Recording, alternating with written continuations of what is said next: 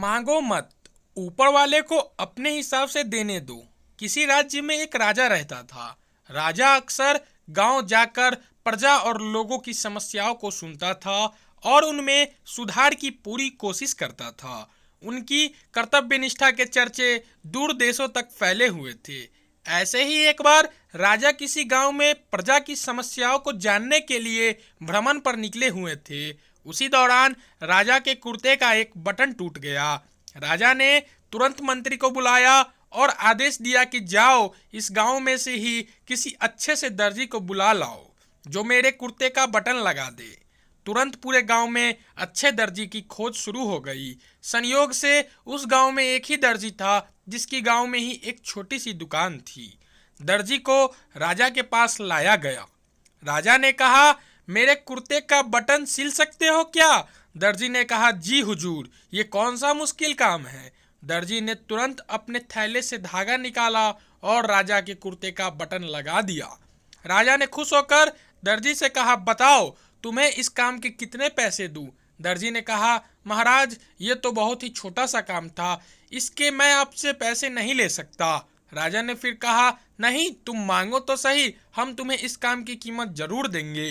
दर्जी ने सोचा कि बटन तो राजा के पास था ही, मैंने तो बस धागा लगाया है, मैं राजा को इस काम के 2 रुपये मांग लेता हूँ।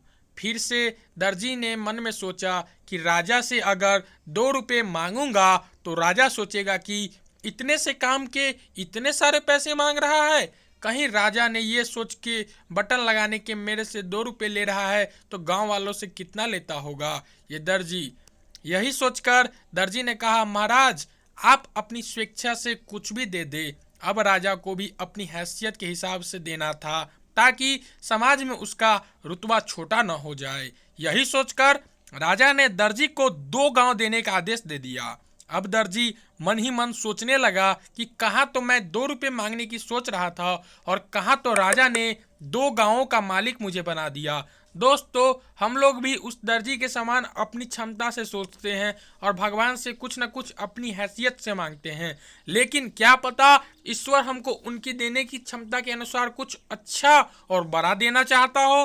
गीता में भगवान श्री कृष्ण ने कहा है कि कर्म करो, फल की इच्छा मत करो। जब आप भगवान पर सब कुछ छोड़ देंगे तब वह अपने हिसाब से आपको दे देगा।